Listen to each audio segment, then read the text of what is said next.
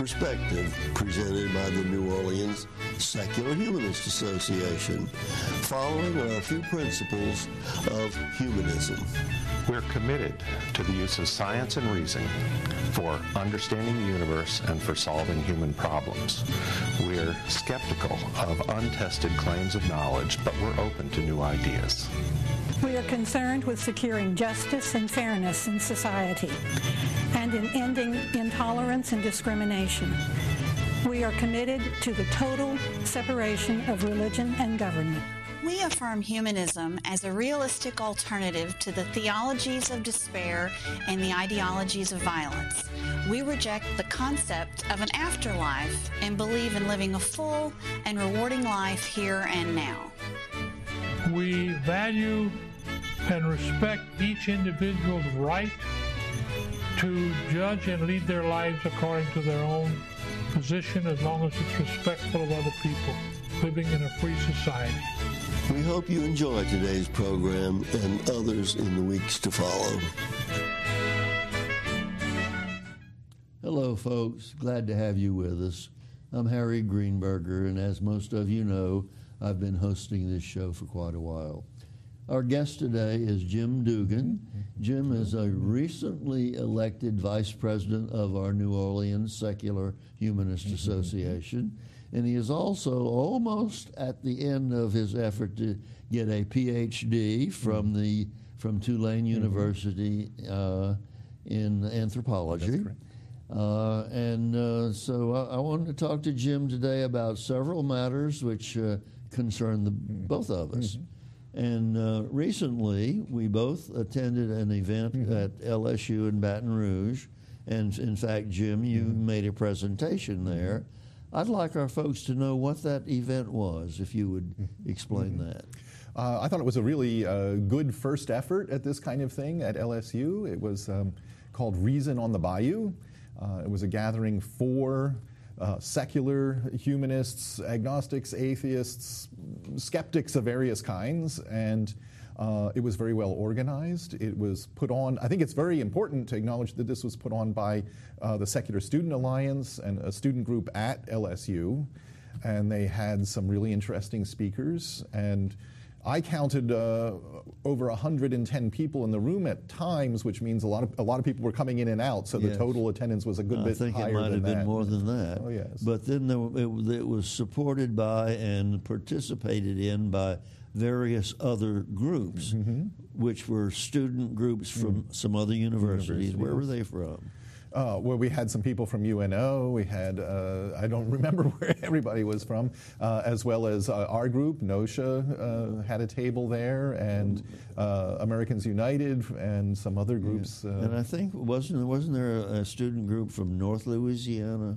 There were some people from other parts of the state, too. People that come in from around the state, and then... and they were sponsors of this, which were student groups, and our group, NOSHA, was one of the sponsors. And they had speakers on various topics of interest to secular folks. Now, you made a presentation at that meeting, which is why when I contacted you again, I said, Jim, I'd like you to tell our TV audience some of what you told the people in Baton Rouge. So why don't you do that now? Okay. Well, we have a little presentation. We have a version of the talk that I gave. Okay. Now, to put a little background in front of that, this is about vouchers and tax dollars. Here in Louisiana, we have one of our numerous education problems here in Louisiana is the voucher program. The voucher program takes money from public schools and gives that money to private schools. And when you say the money from the public school, that's taxpayers' money. Tax dollars. So taxpayers' money is going into private schools, including religious private schools. Both religious and secular schools. Carry on. And you can.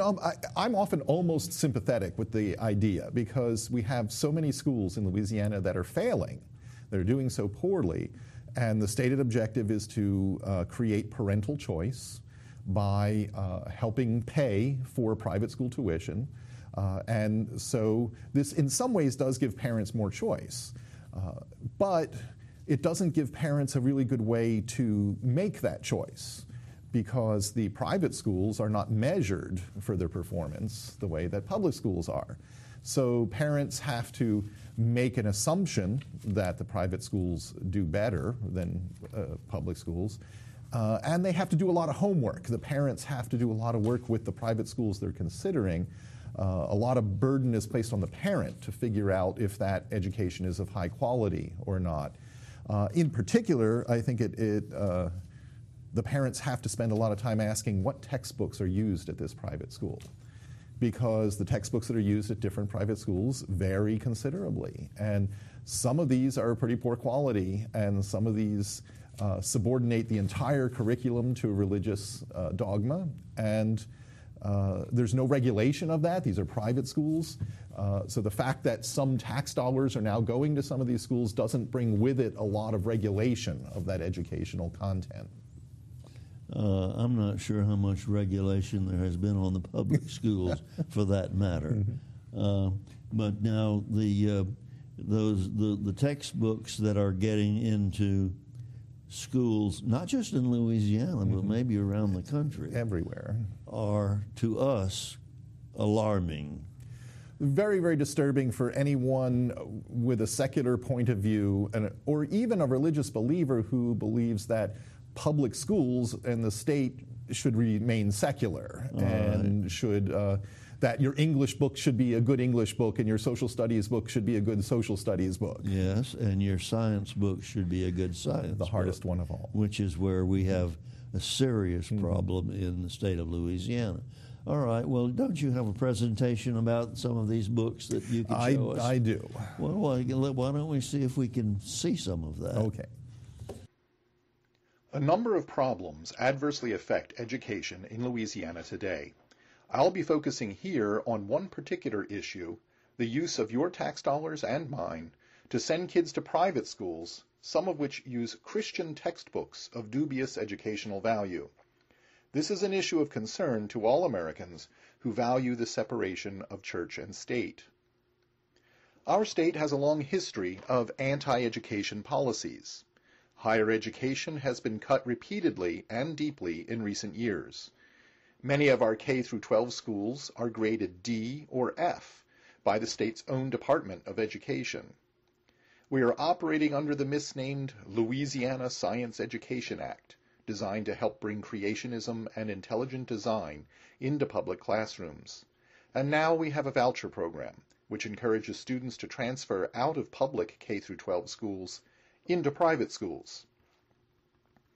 The Louisiana voucher program is open to poor and middle-class families with students attending public schools that the state gives a grade of C, D, or F. It encourages those students to transfer to private schools by paying the private school's tuition and standard fees. The payment to the private school is capped at the MFP, the Minimum Foundation Program, which is the amount the state pays a given school district for each attending student. Of course, the public school loses the MFP amount when a student transfers out. The voucher program raises concerns about educational content within private schools. Which textbooks a private school uses, when paid for entirely by private funds, was an entirely private matter. But now, tax dollars are paying to send some students to private schools, and some of those private schools use Christian textbooks. To be clear, when I say Christian textbooks, I'm not talking about catechisms or books on doctrine. I'm talking about textbooks across the curriculum, including English, math, science, history, and more. Christian textbooks seek to relate all subjects to God, the Bible, or Christian values.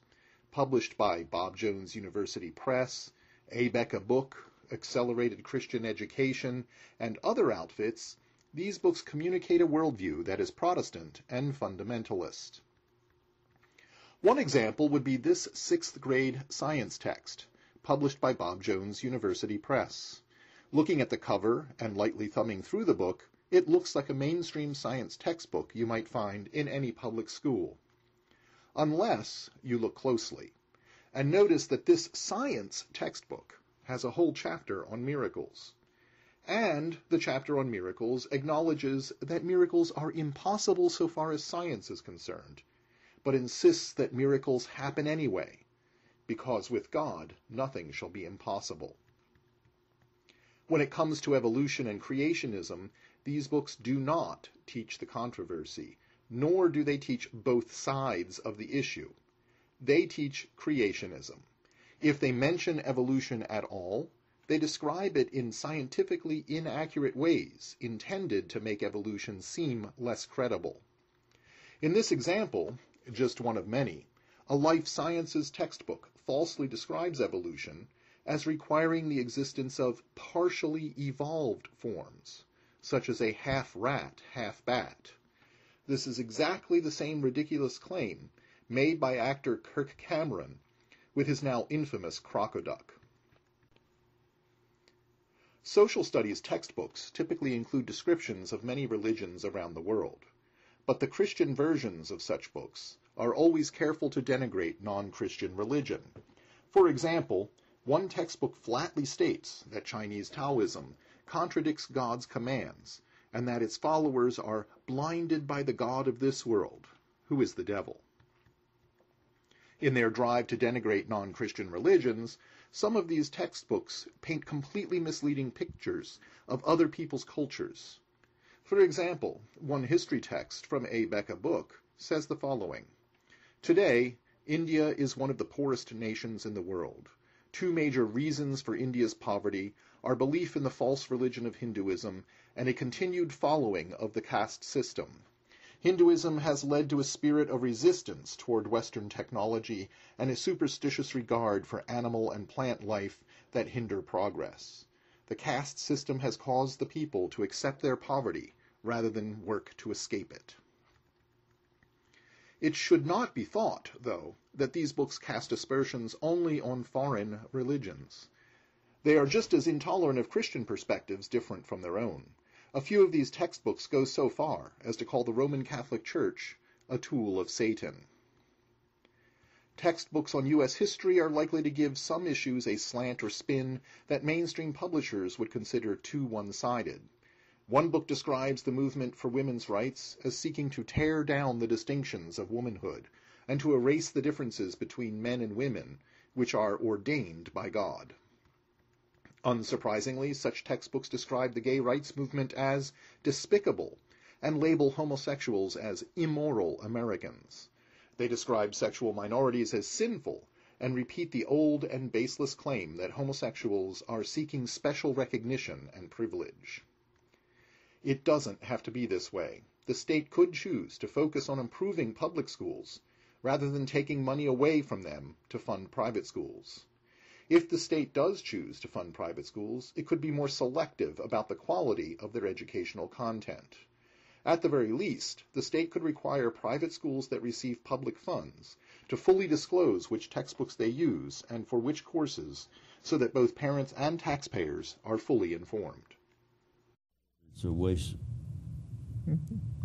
All right. Well, now, Jim, those textbooks that we find quite alarming,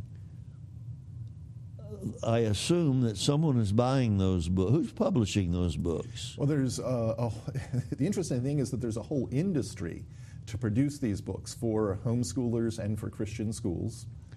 There are outfits like Bob Jones University Press, A. Becca Book, Apologia, Accelerated Christian Education. And they produce books that, if you just pick them up and look at them very briefly, look like a good science book or look like a good social studies book. So again, it's very much up to the parent to ask the school what book are they using and to really look at that book, really look through the details to see some of the scary things that are in there.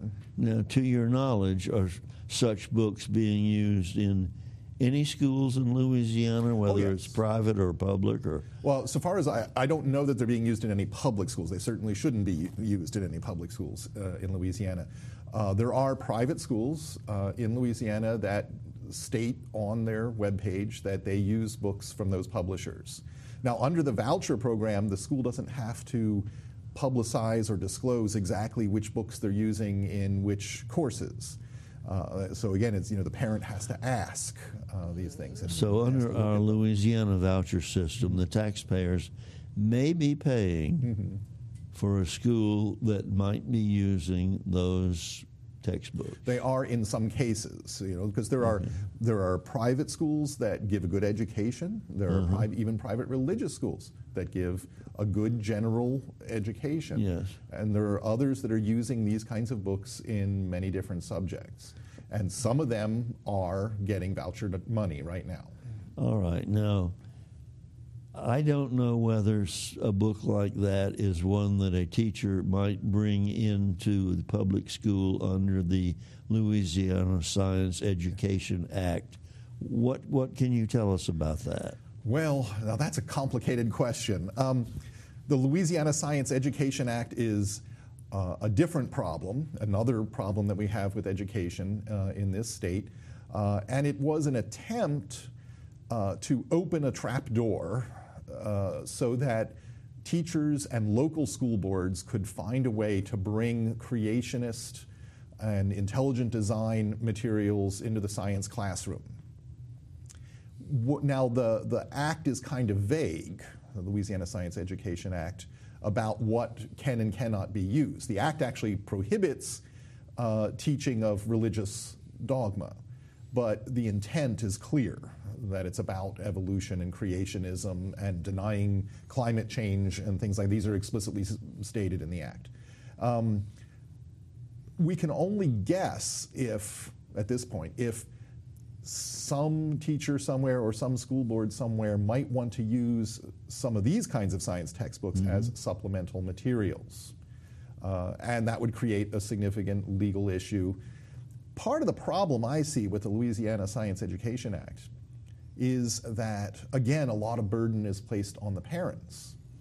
If you're in a public school, if you have a child in the public school, and a teacher or the school board bring in supplemental materials that are not scientific, if they bring in creationist or intelligent design material, or just material that undermines the scientific theory of evolution, what are you going to do? Are you willing to be the test case? Are you willing to call the ACLU? Are you willing to deal with the blowback you're going to get from your friends and family and neighbors, and that your kids will have to endure in the school? So there's a high barrier, I think, to parents doing the right thing. You have to be a very strong person to be able to do this. Now, there was only very recently a hearing before a committee in Baton Rouge for a bill to repeal the Science Education Act, which I understand you attended, and the committee voted against that bill, so it will not go to the legislature. That's right.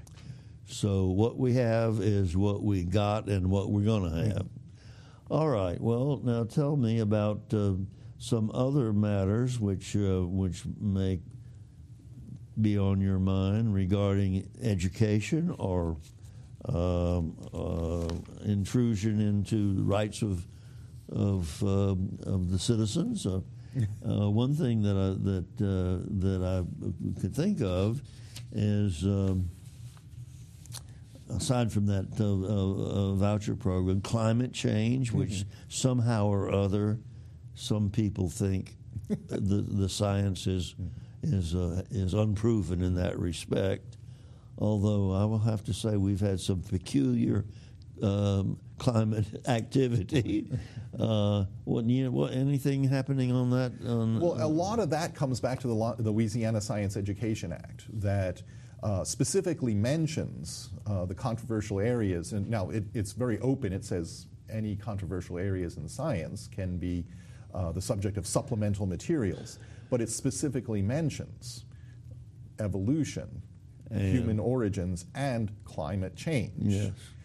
And one of the points I tried to make before the Senate Education Committee is, look, doesn't that tell you that this act is really about denying science?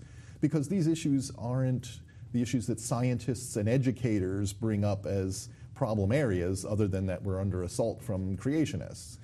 These are the hot button issues of religious fundamentalists and science deniers. Why would these, as you say, religious fundamentalists, why would they not want to accept the idea of climate change? Is there something in there that is non-religious? Yeah, that's a hard one. I think there is a little bit. Creationism, I think, is a little easier to understand from the religious perspective because they really want the Bible to be literally, factually, absolutely, unequivocally true. But the Bible doesn't say that you won't have any climate change. It doesn't, really, does it? No, but climate change is...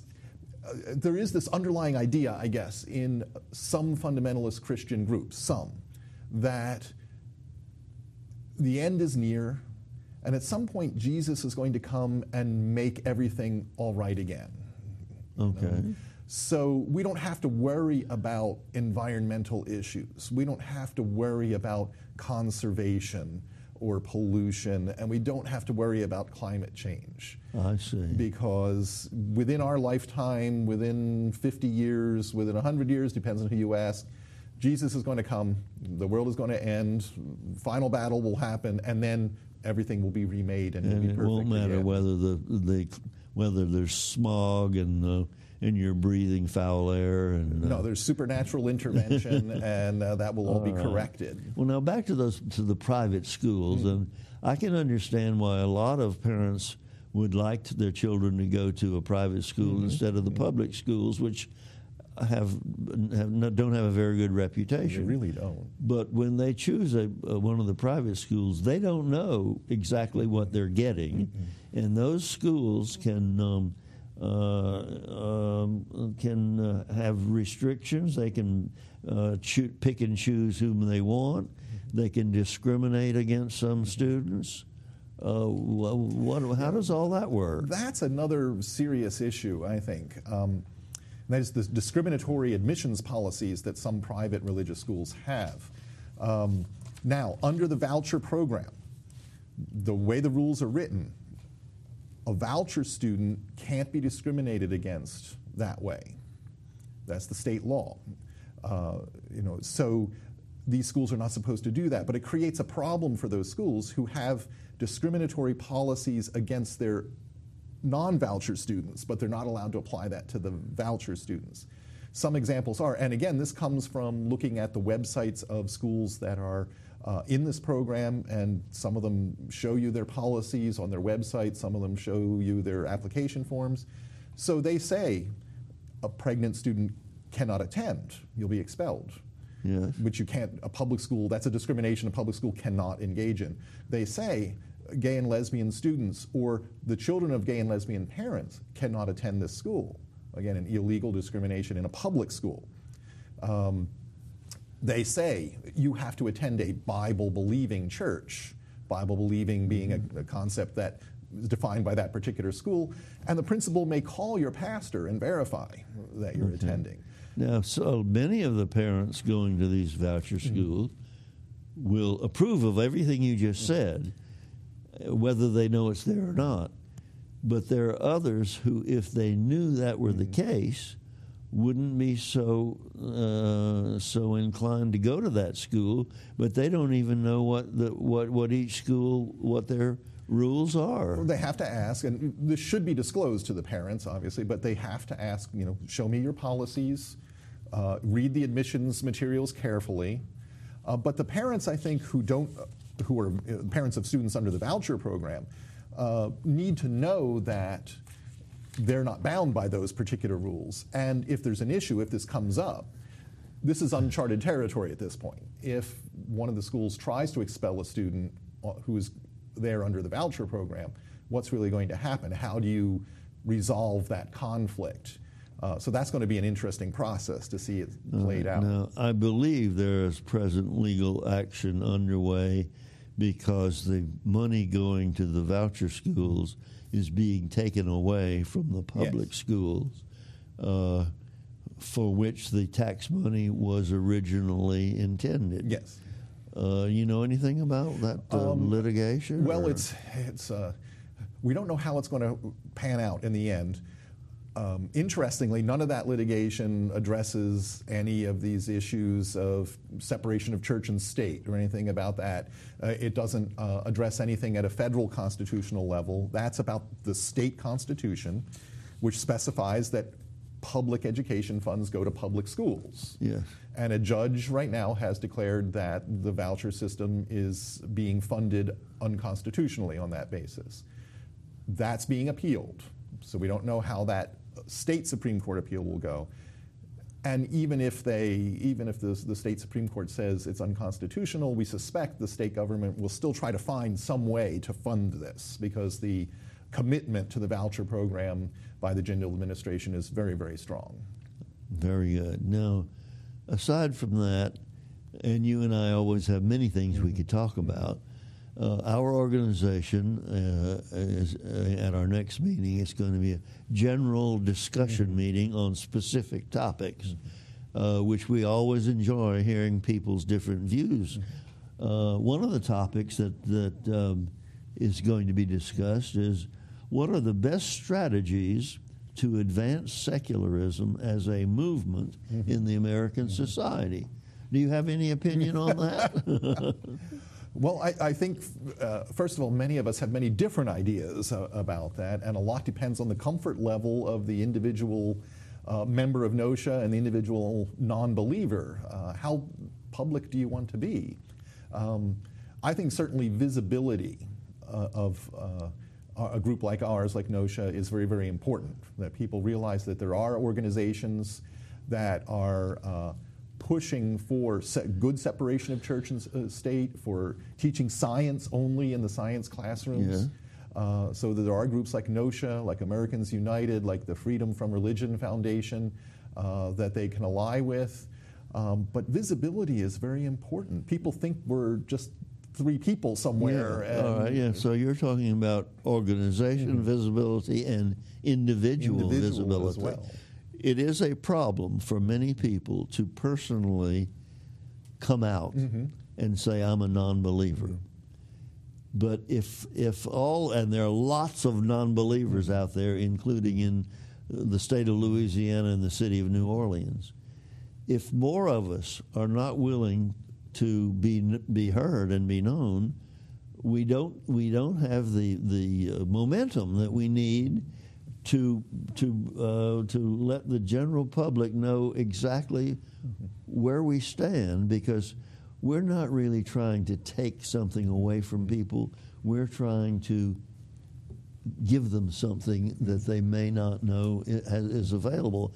Actually, it's a great reward when a person can say, I now see that what I need to do is to live my life on this earth to the fullest I can without counting on behaving in a way that's going to take me to a better life after I die. That is a great relief, and it's a gift to give people if they are prepared to accept it. The question is how we can get that concept across without alienating too many other people. So we can come on too strong. I think there's some risk of that. But we lose that battle no matter what, because we're always accused of bullying Christian fundamentalists, even if we're as gentle as we possibly can be, because they often seem to feel that disagreeing with them is some form of oppression, and they take that position.